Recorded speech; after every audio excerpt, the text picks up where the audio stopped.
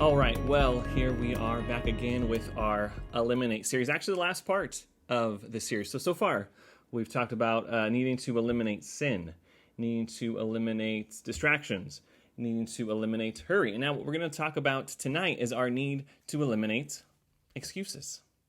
Now, let me just start by saying, throughout this little series we've been doing, I've used some strong language, right? Saying eliminate, completely get rid of, just like out of there. But kind of, when you really think about it, because context matters. So our overarching context of what we've been looking at is our relationship to Jesus. So in that context, these are things we need to eliminate.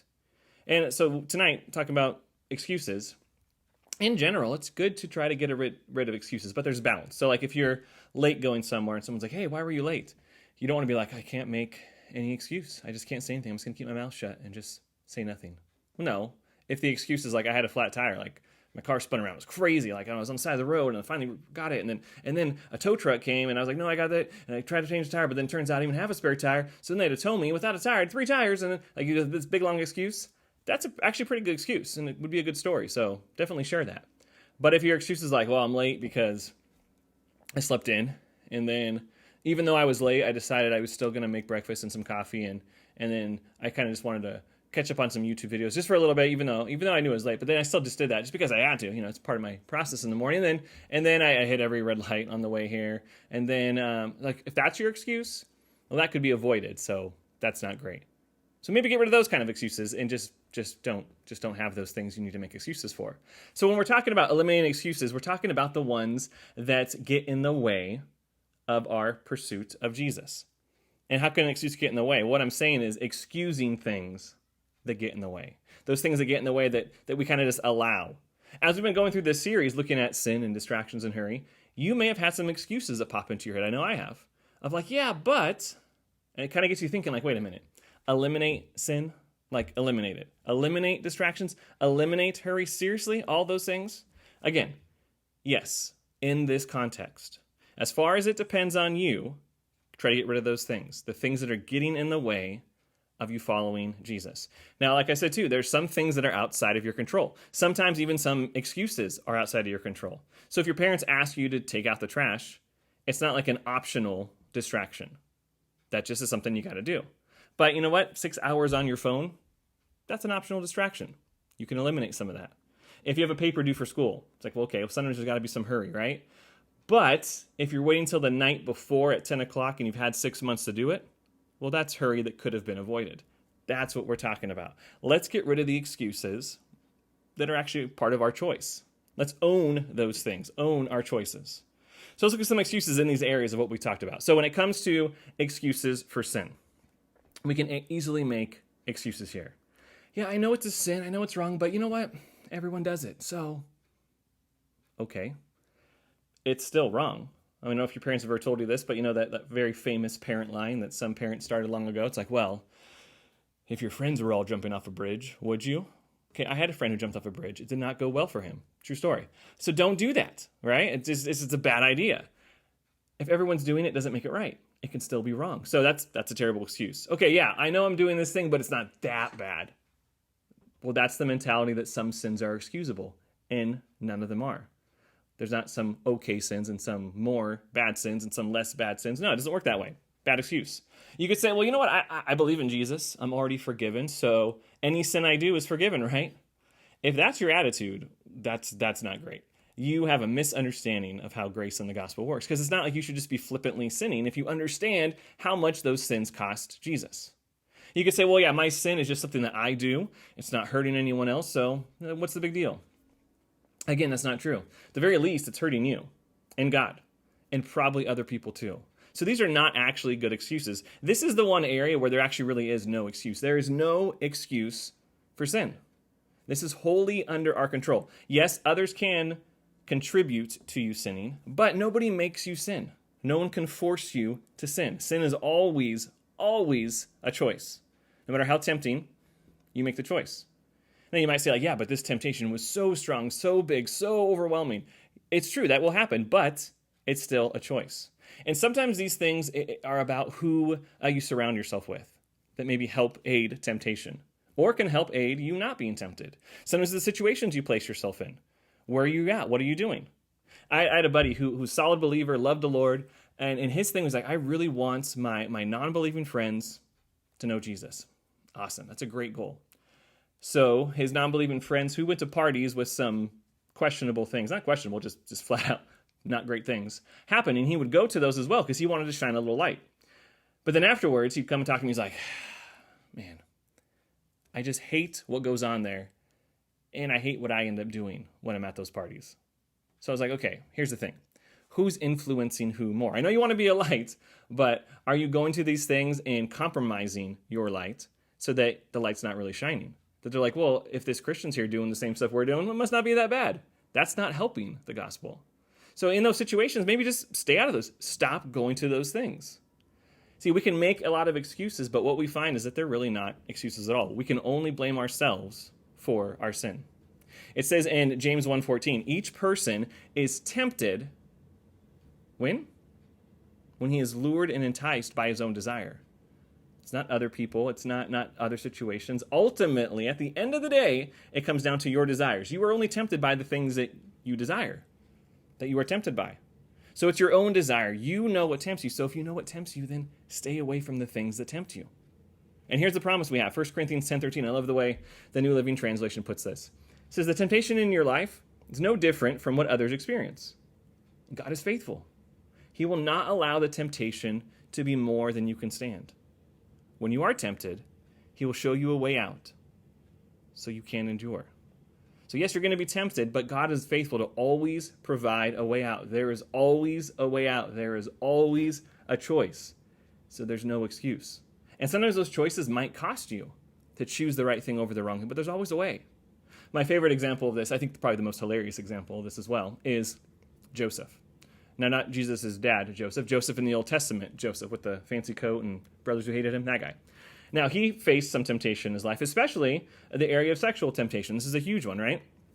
And I think few were probably ever tempted like him in this way. He's in Potiphar's house working for Potiphar. And, of course, he's been elevated. He's over the whole household, everything. Potiphar says, everything except for my wife. It's a good rule. So Potiphar's off on business, as he often is, being an important guy. But Mrs. Potiphar is around. So every day Joseph's there, he's working. And keep in mind, too, that Mr. Potiphar, being a high-ranking guy, he's probably a pretty good-looking guy. Probably got a pretty good-looking wife. And we also know that Joseph was good-looking. So this is like a recipe for potential disaster. Because Mr. Potiphar isn't home much, and when he's not home, Joseph is. And Mrs. Potiphar sees Joseph, good-looking Joseph, and she's like, you know what? He's a good-looking guy. And the Bible says that day after day, Mrs. Potiphar would go to Joseph and say, come, lay with me. Now, she did not just want to cuddle. Talk to your parents about what she wanted. I'm not going to tell you. But she wanted something, right? And Joseph had to resist day after day after day. Huge temptation. No one would know. It would just be between us. And really, he could have made all kinds of excuses, but he didn't. Instead, he kept saying no, no, no. Now, one day, Mrs. Potiphar grabs hold of his tunic. She's like, come, lay with me. And it says that Joseph didn't linger. He didn't stand there and think about it and be like, what's the pros and cons of doing this or not doing this? No. Instantly, immediately, he took off running. In fact, he ran, leaving his garment behind. The dude ran off naked to get out of that situation. You do what you got to do. And it cost him, right? He ended up going to prison after doing the right thing. But he still did the right thing. See, sometimes temptation will feel like that. Sometimes temptation is going to be pretty strong. Sometimes it'll feel like temptation has literally grabbed a hold of you. Doesn't matter. Don't linger. Don't think about it. Run. Get out of there. Like I said, Joseph could have made excuses. I'm a slave. This is messed up. God put me here, and this is a place I don't even want to be here. Potiphar's a jerk. The guy has slaves. That's pretty messed up, right? Mrs. Potiphar's here by herself. Oh, it's so sad. And he's always off working. And he could have made all kinds of excuses. But he didn't. He did the right thing, and it ended up costing him. So we got to get rid of this mentality that there's ever an excuse to sin, because there's not. All right, what's the next one? Excuses for distractions. Now, again, there's all kinds of excuses we could come up with, right? Well, I can't help when I'm distracted. It's not my fault. Okay, sometimes that's true. Sometimes you can't help when you're distracted. If you're sitting at home and a car drives through your living room, that's a big distraction. And I would say, you shouldn't be like, I shouldn't be distracted by this. No, that's a pretty big distraction. But again, in the context of what we're talking about, what are the ones you can eliminate? So I noticed personally, in my devotional time, I was feeling distracted. I was feeling scattered. And I finally kind of stopped and analyzed what was going on. So I would get up in the morning. They say like that 80% of success is just showing up. I was showing up. I was doing it faithfully. I just wasn't getting much out of it. And so I'd get up in the morning, I'd have this time, and what I noticed, I was doing it on my phone. So I had, the Bible app, right? That's the one you use. So I have that one, and I like to use it because it kind of tracks your progress. It helps you, has this little built-in thing. It's all really cool and helpful, except it wasn't really helpful because it was on my phone. So I'd open up the Bible app, and as I'm doing that, I'd be like, all right, let's get into the Word. Here we go. All right. Open it up, look at it, and then like immediately something would pop up like, hey, so-and-so posted. I'm like, oh, well, that's interesting. Let me check that out. All right, let's get back to it. And then it'd be like, hey, did you hear this news alert of what's happening? And the news alerts are never really news alerts. It's like, hey, sun came up again. Here's an article about that. So not really important, but I would read it for some reason. And then I'd be like, okay, get back to it. And all of a sudden, someone texts me. So I'm looking at texts and then catching up on texts because there's lots of them. And 20, 30, 40 minutes would go by. And I'm like, okay, devotional time done for the day. I just don't really feel that strongly connected to God after all that. It's the strangest thing. All those distractions were actually under my control. So here's what I did. I'm not saying you have to do this, just saying what I did. I turned off all notifications on my phone. And it was amazing. Let me just tell you, it's a monumental shift for me. I don't get these things. So I still go and check these different things. I still check text. I still check the news and these different things. But I check them on my time. Rather than grabbing my attention, distracting me, I go to them at various points in the day and I check those things out. Now, here's the thing. Once I did that, I noticed, okay, devotional time got better. But then I felt like even when I was using my phone, there's something about it that I just know it's a device of distraction. And so I still wasn't quite feeling like I was really connecting as much as I could. So I got rid of the phone altogether. I record this on my phone. I still have a phone. But for my devotional time, I actually got out a paper Bible and used that. And would circle things, highlight things, make little notes. It was a totally different thing. Because I wanted to get rid of distractions in this space and time. Like I said, I still have a phone. I still use it. So those distractions are still in other parts. But in this area, I could get rid of them. Less distracted. Now, some distractions you can be like, yeah, but the things that distract me aren't really that bad. I just do this one. This little thing. It's just that. Oh, okay. But are they really good? That's the question. 1 Corinthians 10:23. All things are lawful, but not all things are helpful.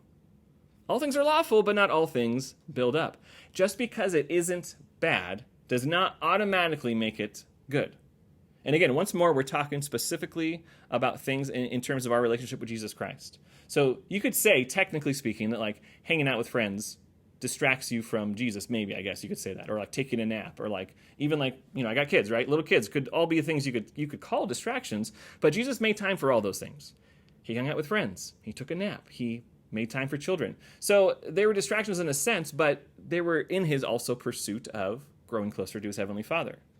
Remember when Jesus was on the way to heal Jairus' daughter? This man comes and says, please come see my daughter. Jesus is like, all right, let's go do it. On the way, there was a woman who had been sick for a very long time. She touches the hem of his robe, and she gets healed. But Jesus stopped to interact with her. Technically, that was a distraction, but not in the sense that it was actually distracting him from his purpose, from following God. He made time for those things. So we're talking about distractions that get in the way of following Jesus. Things that make actually things worse. Now you could say, well, I just wish I had more time for Jesus. Okay, well then make it. Eliminate some of the distractions. Don't make excuses. Make room. It's a big difference. What would happen if you turned off your phone for 1 hour a day? Right? Crazy. 1 hour. Imagine that. Actually shutting it down. Not just I'm just going to put it right here instead. No, it's not going to work. What if you actually shut just an hour? Out of 24 hours in a day, 1 hour, what would happen? You won't die. The world will keep on turning. Trust me, it will. I've actually gotten to the point now where I try 1 day a week to just be without my phone. And it's become my favorite day, actually, to tell you the truth. Because it's just a thing of really a lot of distraction. Now, it does some good things. You can make calls, and you can connect, all that kind of stuff. It's great. But just for a little bit. I literally feel on that day that I do that, more space in my brain. I actually feel like that. Have you ever sat down and, I don't know, it's been 7 seconds since you checked your phone, all of a sudden you're where's my phone? And you start feeling your pockets, you start looking under your leg, right? In the couch cushion next to you. Because where is it? Oh, then you find it, it's whew. Oh, that was close. That was really close. Right? We've all been there. Because there's this thing that we're used to having our phone always with us. One time I was going for a walk, our block is 4/10 of a mile. So I was walking around and about halfway through, I realized I forgot my phone at home. And like that second half of that little loop was like so stressful. I was like, oh, my phone's at home. Oh my gosh. Oh man. Okay. I got back. I grabbed it, checked it right away. Nothing. No texts, phone calls. Nothing happened in that amount of time that I was so worried about. But here's what happened. So literally, psychologically, because we're used to always having this thing with us, it's actually like reprogramming the way our brains kind of work a little bit. Because it's always there, we feel like we always need it. It's basically like a kid with a blankie or a pacifier, except we're not babies. And we feel like we have to have this thing. So once I like actually intellectually, in my mind, decided not to have this thing with me for a period of time, it alleviated that feeling of like, where is it? Because I knew in my mind, I decided not to have it. And it gave me more space. Like I told you, just try it for an hour. It was actually pretty amazing. How much time are we wasting? And what could you do if you had just a little bit of that time back? Don't make excuses for that which you can control. All right, what's next? Excuses for hurry. Again, we could say, okay, the excuses, well, I'm just not in a hurry. Okay, that's not true. You are. You just need to like sit still for 5 minutes doing nothing, and you'll find out how quickly you're in a hurry, because you'll be like, I gotta do something. I should be doing something, or I should be doing something. Or you could say, it's not my fault. It's my parents or my teachers who are making me hurry. Sure. I will grant you that does sometimes happen. We're not talking about that, though. Talking about the things under your control. Some of I've even heard say, well, you know what? It's good to be in a hurry, right? Being in a hurry is better than being lazy. Okay, but like getting kicked in the shin is better than getting kicked in the face, I guess. But wouldn't it not getting kicked at all be better? Like, right? Doesn't have to be just only those two options. Or, I just have too much going on to not be in a hurry. Okay, we'll go back to the distractions we just talked about in review. No, we all have some space. We can make some room. Pull up on your phone, the screen time usage. What's there, right? So you can't tell me that you have to be in a hurry if we're using our phones and other devices that much. Unless it's like super low, I don't want to hear that as an excuse, because let's be honest, we could all do less of that. Or we all have, the same 24-hour period, right? It's not like someone has 20 hours in the day. Like if I just had, you have 24 hours. If I only had 24 hours, I could get more done. I would be in less of a hurry. No, we all have the same container of time. These excuses don't stand up. We have to keep in mind that God has given all of us potential, and he's also given all of us limitations. And we need to learn how to lean into both of those things. Now, we all know the shortest verse in the Bible, right? Most of us probably do anyways. What's the shortest verse in the Bible? Yep. Jesus wept, right? Shortest verse. So we all know that one because it's a little bit of trivia. It's easy to memorize. But Jesus not only wept, Jesus also slept. Yeah. Matthew 8:24. Remember the story? There's out in the sea and there's a storm coming. It says, behold, there arose this great storm on the sea. So the boat was being swamped by the waves, but he, Jesus, was asleep. Jesus was asleep. They're going across the water and he was sleeping. Some people think like every second that you're awake, you got to be active. We look at like these like big CEO type of people who are like, yeah, I only sleep 4 hours a night and that's all I do. And the rest of the time, I'm always working. Even while I'm eating, I'm working. I don't take vacation days. I don't take days off. I am always working. We're like, yeah, we admire that. We should aspire to that. It's like, no, look at Jesus. I love the fact that he takes an opportunity to just be like, got a good nap time right here. 20 minutes? All right, I got it. Nap. I'm out. Let's do it. He could have been like sitting there like, okay, you guys, while we're crossing the water, I'm going to go work on the Sermon on the Mount part 2. That first one was pretty good. So, if I do a sequel, I think it's going to be good too. I'm going to work on that. Or he could have been like, you know what, as we're doing this, let me just really make good use of my time here. So I'm going to plan out the rest of our trip for the rest of the week. I'm going to go do that during this time. Or he could have been like, man, my disciples are idiots sometimes. I'm just going to spend this time praying for them because they need all the prayer they can get. No, he conked out. He took a nap. There's a story about a preacher one time who was teaching on the importance of stewarding our rest, of actually leaning into times of rest. So he did this whole sermon on it, and afterwards, the story goes that a lady walks up to him and says, well, the devil never takes a day off. The devil never rests. And the preacher's response, I love it. He said, since when are we supposed to be like the devil? It's like, ooh, take that, lady, right? Ephesians 5:15 and 16 says, look carefully then how you walk. Not as unwise, but as wise, making the best use of the time, because the days are evil. So we think, okay, making the best use of the time means always be doing something, always be in a hurry, always be busy. The days are evil. Come on, let's go. Hurry, hurry, hurry. No, sometimes the best use of the time is stopping. Jesus took time to stop. Jesus Sabbathed every week, took a day off. He only had like a 3-year or so period of ministry, and he still took a day off. Imagine how much more effective he could have been if he didn't. That wasn't the point. The point was he was taking time to rest, to not hurry. Before his arrest, he sat down with his disciples to eat a meal.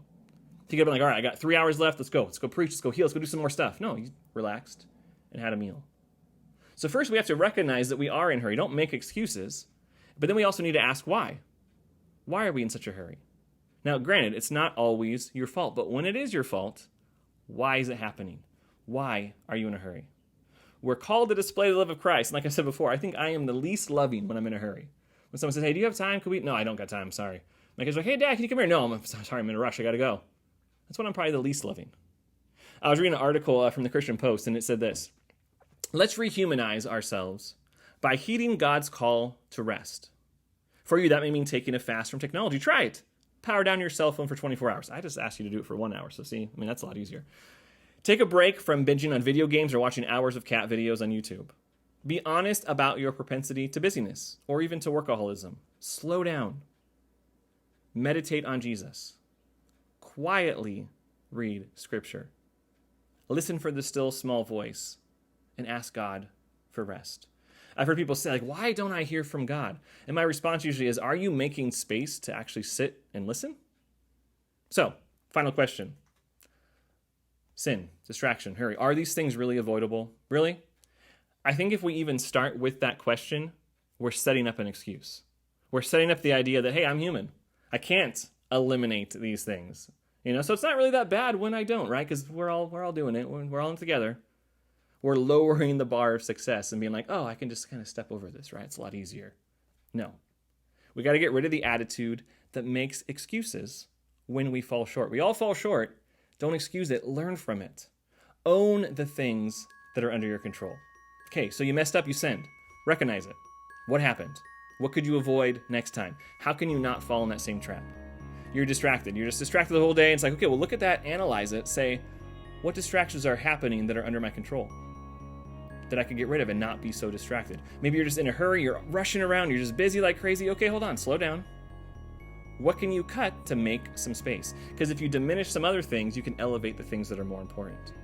How can you make some space for the things that really matter? We're not going to do any of this perfectly, but that's not an excuse to not try. Decide how you want to live. We all need to make a choice, not make an excuse.